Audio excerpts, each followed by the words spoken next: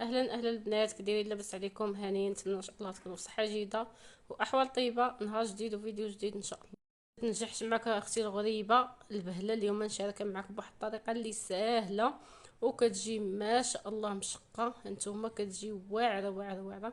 نتمنى ان شاء الله تعجبكم وتدوزوا معايا المكونات وطريقه التحضير وكملوا معايا هذا الفيديو حتى التالي. الله يسهل عليكم. لاول مره كيشوف القناه يخلي لي لايك وكومونتير زوين يحفزني. اول حاجه خواتاتي عندي هنايا هاد المارغرين، هادي كتعطي واحد اللذه واعره، كتجي بحال الزبده هكا ديال العبار. عندي هنايا شويه حبه حلاوه والنافع مطحونين، وعندي قريصه ديال الملحه، وعندي راس معلقه ديال القرفه. عندي خواتاتي جوج كيسان تاع السنيده، العبار كاس تاع العنبه، وعندي جوج كيسان تاع الزيت،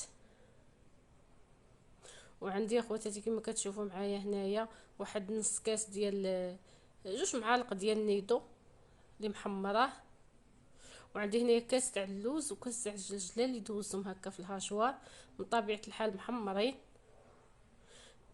عندكم هكا اللوز ولا الكاوكاو ولا اللي كان، حتى الكاوكاو تجيبيها غريبه فنه. صافي عندي هنا يا خواتاتي 3 ديال الخمارات وواحد الفانيلا، تقدروا ديروها تقدروا ما ديروهاش اللي بغيتيو. صافي والطحين تيبقى على حساب الخليط. ما قلت لكم خواتاتي كاس ديال الجلجلان تيجرني محمراه، ضروري تيكونوا محمرين باش ما كتجيش فيهم هذيك الخضوره. وكاس اما لوز اما ديال الكاوكاو اللي عندكم كتستعملوه. صافي كدوزهم هكا في الهاشوار. هاد الزبده خواتاتي كتجي فنه، كتجي فيه واحد المذاق اللي زوين بزاف. هاد النوع هذا ديال الزبده تيجي فيه، كتجي بيه هكا صابليس وغريباس واي نوع ديال الحلوى كتجي فيه فنه. صافي دابا ان شاء الله غادي نزيد المكونات كامله اللي عندي. ان شاء الله عندي هنايا الفاني. المهم هاد غريبه راه كتجي ما شاء الله ناجحه من اول مره. نضيف لنا سكاس سنيده، كاين اللي كيضيف فيها هكا ديك راس معلقه ديال الخميره ديال الخبز. صراحه الله ما كنزعمش عليها. حبه حلاوه والنافع كيعطيونا واحد المذاق زوين. هنايا عندي واحد جوج معالق ديال الحليب بودره ديال النيدو، حمرتهم كيعطيوني واحد المذاق لي زويون. كانت عندكم فلون كراميل كتعوضوه فلون كراميل، ما يحتاجش نضيفو هكا نيدو نهائيا. صافي انا غادي نخدم هاد الزبده مع هاد السكر مزيان. المهم الزبده خرجوها هكا من الثلاجه ليله من قبل. كما كتعرفوا باقي الحال بارد، الزبده كتكون هكا يعني تكون باقا قاصحه.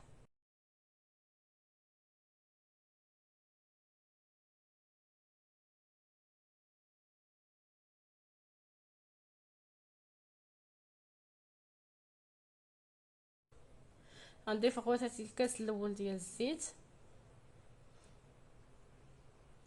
ونضيف الكاس الثاني. كما كتعرفوا اخواتاتي غريبه ما تيكونش فيها البيض، وتبارك الله راه عطاتني كميه ما شاء الله. شو داك الحليب بودره كما قلت لكم اخواتاتي تقدروا تعوضوا بواحد جوج معالق ديال الكوك اللي كتحمروه. والكوك من الاحسن يكون نوعيه جيده باش ما ينشفش لينا الغريبه ديالنا. ولا كتضيفوا فلون ديال الكراميل ولا معلقه ديال النيسلي. صافي راه المهم كيعوضوا بحال بحال. هنا يا خواتاتي كما كتشوفوا ضفت داك المكسرات اللي عندي. كاين اللي كيدير فيه الزبيب، المهم داكشي اللي عندكم ديال المكسرات. المهم كتجي فنه. انا خواتاتي راه درت فيها القوام جات واعره صراحه الله. وديك القرفه حبه حلاوه والنافع دوك مطحونين ومغربلين كيعطيو فيه واحد المذاق اللي زوين ديال غريبه ديال زمان كتجي واعره. صافي دابا ان شاء الله غادي نخدم مزيان هذيك المكونات كامله اللي عندي، وغادي نبدا نزيد في الطحين. الطحين اخواتاتي ما عطيتكمش العبار. عينك ميزانك. العجينه ديالنا ما خاصهاش تبقى رطبه، لا بقات رطبه ملي كتدخلي غريبه للفران كتسيح وما كيجيش الشكل تاعها زوين. وملي كتشديها في يدك كتبقى تلصق لك هكا داك ليدام في يدك بزاف. ملي كتكون العجينه شاده في راسها وقاصحه نتوما تشوفوا القوام ديالها، ملي كتاكلي يدك بحال هكا ما تبقاش ميدم. راكم عارفين بزاف ديال الغريبه هكا الناس تيصيبوها هاد البهله، وملي كتشديها في يدك كل يدك تبقى هكا حلوه وكتبقى يدك ميدمه. راكم عارفين البنات المهم اللي واكلين غريبه بالطريقه هذه غير يفهموني علاش كنهضر. كتبقى كتحتت لك في يدك. صافي الطحين اخواتاتي، عينكم ميزانكم الله يسهل عليكم. انا غنبقى نزيد في الطحين، وكما شفتوا عندي 3 ديال الخنيشات ديال الخميره باش كتجيني فقعه ما شاء الله. كاين اللي كيديرها ليله كامله وكيخليها في الثلاجه حتى للصباح حتى يخدمها. المهم انا عجنتها وخدمتها في ساعتها، ما خليتهاش ارتاحت كاع. ضروري غريبه كتبغي العجينه تدلك مزيان على هذا الشكل هذا. شوفوا خواتاتي العجينه كيفاش راه كتفرتت. راه بصعوبه باش كنكوروها. الا كنتي كتكوريها عادي ودوز بحال دوازاتي راه ما غادي تجيك غريبه نهائيا. كل ما كان نمعكو هكا، كل ما كيطلق لينا الزبده والزيت اللي فيها ودوك المكسرات حتى هما كيطلقوا لينا هكا ليدام ديالهم.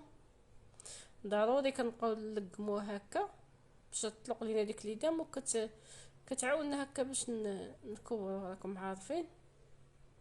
والبنيتات هكا المبتدئات ضروري، ولا الناس اللي هكا اول مره كيصيبوا غريبه، لان صراحه الله كثير قليل هكا اللي كيزعم على غريبه البهله وعلى الفقاس، لانه تكون فيهم شويه الخدمه وتكون فيهم هكا الواحد تيخاف منهم.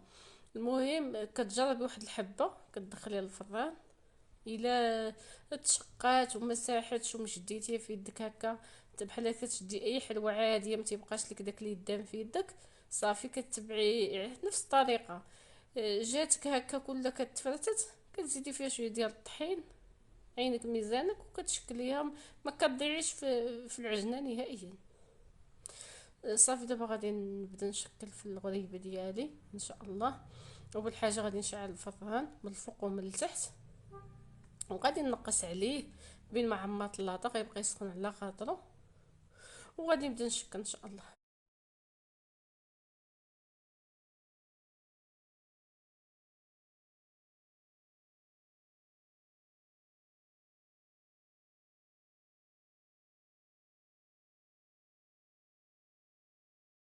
صافي خواتاتي وجدت اللاطه. عندي هاد اللاطه هذه ديال غريبه، كتجي فيها غريبه ما شاء الله، كتجي فيها زوينه وكيجيو هكا حجم واحد.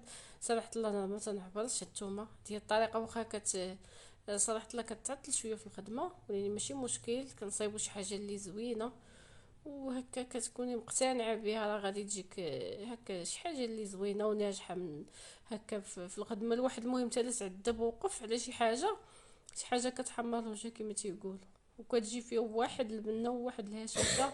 والمذاق راه ما نقول لكمش، المذاق ديال زمان ديال غريبه ديال زمان صراحه الله.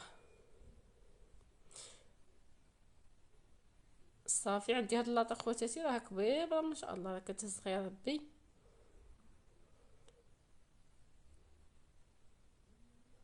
ها نتوما نمشي نفس الطريقه حتى كنعمر اللاطه ان شاء الله.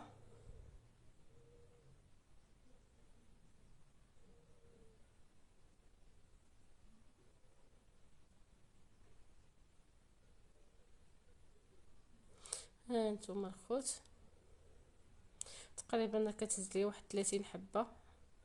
صافي درت خواتاتي 3 لاطات نفس اللاطه، كنطيبها وكنعاود هكا نحيدها من هكا نخليها حتى تبرد، ونحيد الحلوى ديالي وتنعبك عاوتاني نعمرها. راكم عارفين ضروري من شويه المعاناه مع الحلوى بالخصوص غريبه، وليني كتستاهل صراحه الله توقفي عليها وتضربي عليها تماره، لانها كتجي هكا ناجحه وكتجي زوينه. هكا كنبقاو نلقموها، ما كتكواش لينا مباشره لان العجينه تاعها تكون قاصحه راكم تعرفوا. صافي غنعمر اللاطه وندخلها للفران، وملي غادي طيب وتشوفوها معايا ان شاء الله كيفاش جات. الفران شاعل من الفوق ومن التحت، تيكون سخون مزيان. ملي كندخلوا اللاطه كنقصوا عليه شويه من الفوق باش ما كتخطفش، وكنخليو الحلوه ديالنا طيب على المهل. هانتوما كيفاش تشوفوا داك القوام جلجلان وهكا اللوز تيبان فيها كتجي فنه. وراه مازال عندي ما شاء الله. هي اللاطه الاولى خواتاتي طابت. هي ما تقيسوهاش من تخرجوها من الفران، تتخليوها حتى كتبرد، لانها سيرتو كتقيسوها كتفرتت. صافي كما كتشوفوا خواتاتي اللوين خليتها تحمرت هكا على المهل، كتجي على هذا الشكل هذا. كتجي كدوب اخواتاتي والله العظيم الا كتجي فنه.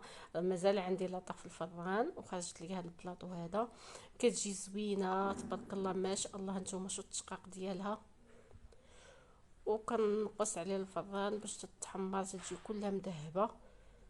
ها نتوما ما شاء الله جات زوينه، جات فنه. نتمنى ان شاء الله تعجبكم. وخواتاتي اللي عجبتكم الطريقه ديالي خليوا لي اللايك والكومونتير زوين، الله يسهل عليكم. سمحوا لي اخواتاتي مقطعت معكم حتى شي حبه، صراحه الله ما سخاتش عليا هكا فرزتها راكم عارفين.